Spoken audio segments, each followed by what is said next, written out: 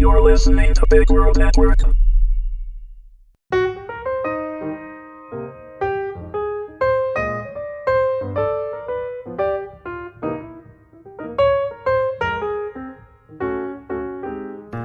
Taking the Floor, Episode 1, An Estelle Watkins Mystery, written by Tristy Pinkston, read by Wendy Herman. The voice on the other end of the phone was entirely too chipper for a Monday morning. Estelle Watkins wasn't one of those gloom and doom types who thought every Monday was out to get her. She'd leave that to Garfield. But she had to admit to a certain amount of resentment where that particular day of the week was concerned. I'm calling from the Foundation for a Brighter Future, and we'd simply love to invite you to participate in our fundraising extravaganza, Mrs. Watkins. If this girl were any bubblier, she'd be a Diet Coke. Can I share some information with you that I know will perk your interest? Pique, Estelle answered automatically. I believe what you want is to pique my interest. Great! Let me tell you what we're doing. The girl jabbered on, completely unfazed by Estelle's acerbic terminology correction. Estelle sighed. She might as well listen and get it over with. That kind of tenacity deserves a nod. Have you ever watched the television show Waltzing with the Wealthy? Estelle blinked. I've caught glimpses here and there, but I've never watched an episode. What does that have to do with fundraising? Well, it's the best idea we've ever had in 20 years of seeking funds for our wonderful foundation, and I think you're going to love it. No way was the young woman on the other end of the line old enough to have been with this company for 20 years, so Estelle assumed she meant we in the broader sense. We've asked local celebrities to participate in a homegrown version of the show, and people will buy tickets to come see the competition. It will go from week to week, but only for 4 weeks because we're not really waltzing with the wealthy. However, you'll have professional partners and everything. Wait. Estelle held up a hand, even though she knew the girl couldn't see her. What was your name again? I'm Tiffany Adams. I'm the talent coordinator for the show, and I'm delighted to donate my time to this fantastic cause. Tiffany, hold on a minute. Are you asking me to ballroom dance? Yes, both you and your husband. Estelle couldn't believe what she was hearing. She checked the calendar. It was early summer, too late for April Fools. And it couldn't be a wrong number. She was pretty sure she and Sam were the only Estelle and Sam Watkins in the Rubensville phone book. I'm not sure I understand. Oh, it will be a ton of fun. We'll pair you and Sam up with professional partners, and you'll compete for points. You can ask your neighbors and local businesses to sponsor you, and all the proceeds go to the Foundation for a Brighter Future. As I'm sure you know, we aid foster children in getting a good education and finding jobs so they can put the sorrow of their past behind them and move forward with hope. We give them the tools they need for success. And you said something about local celebrities? What are you talking about?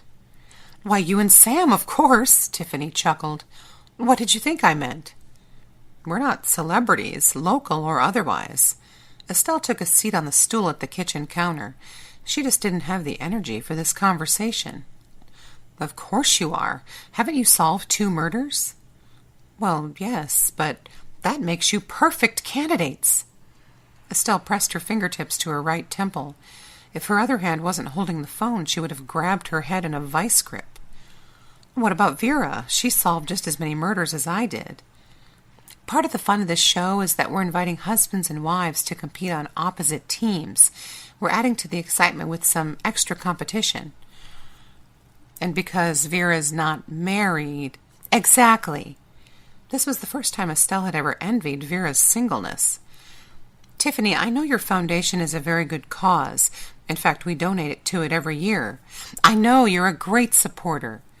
But I'm afraid I have to decline.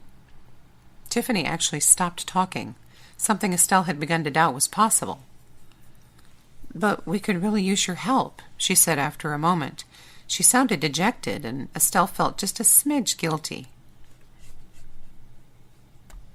I'm just not into ballroom dance, and my husband isn't either. Actually, I talked to Sam this morning. He's all for it. If an angel gets her wings every time a bell rings, then a puppy somewhere must die whenever Sam agrees to participate in ballroom dance competitions without Estelle's prior consent. Excuse me? Yes, I called him before I called you. We like talking to our participants individually, so they each feel welcome and involved. Did this girl have a smooth answer for everything, or what? Young though she might be, she knew how to memorize her scripts. And just what exactly did Sam tell you? He said he was excited to participate, but that we'd need to chat with you to confirm the details.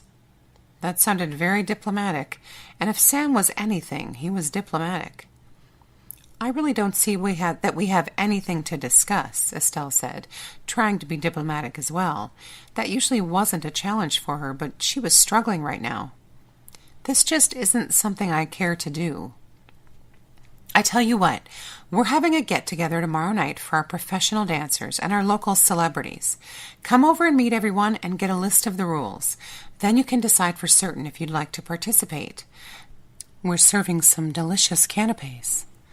Did Tiffany really think that canapes were a sufficient bribe to soothe the sting of public humiliation? I don't know. I'll have to check my schedule. Talk it over with Sam and let me know. Do you have a pen?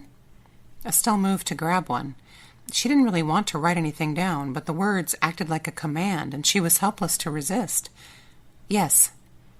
Here's my number. She rattled it off. Give me a call and let me know. We would love to have your participation. It would give our competition a little more class. Meaning Sam and Estelle would be the oldest ones there.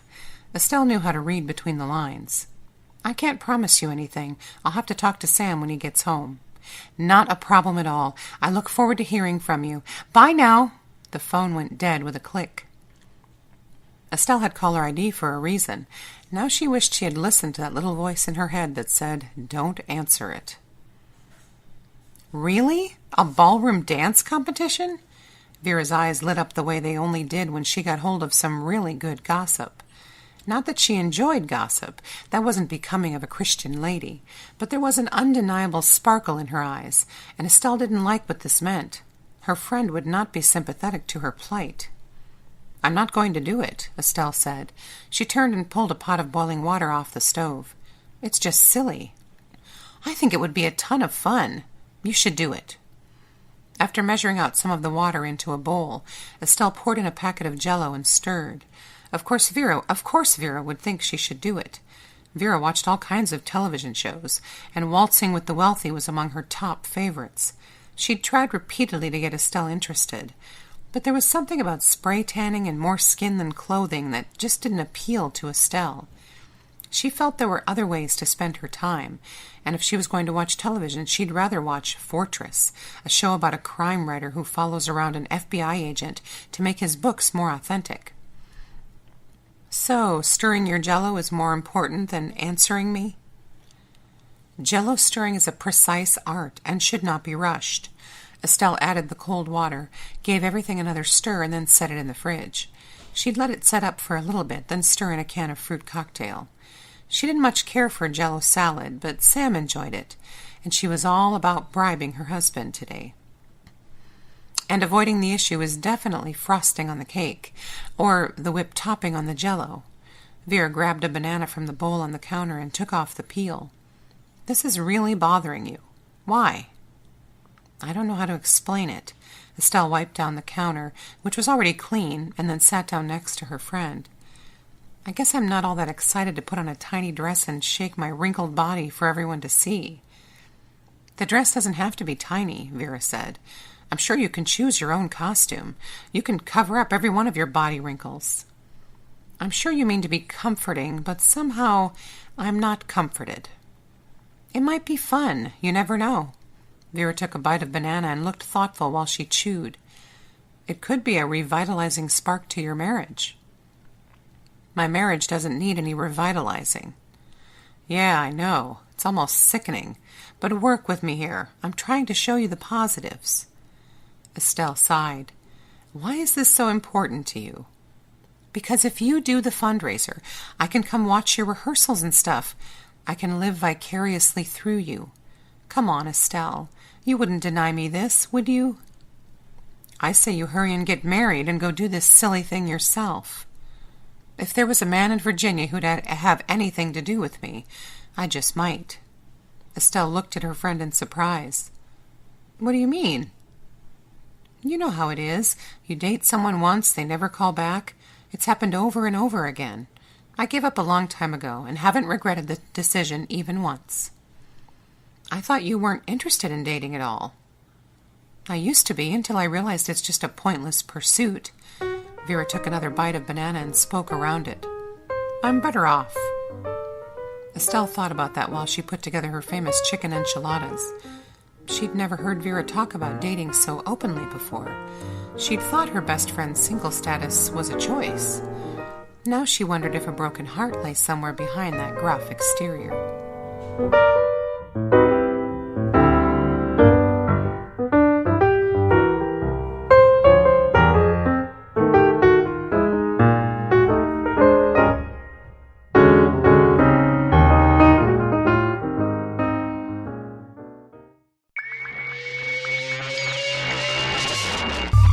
You're listening to Big World Network.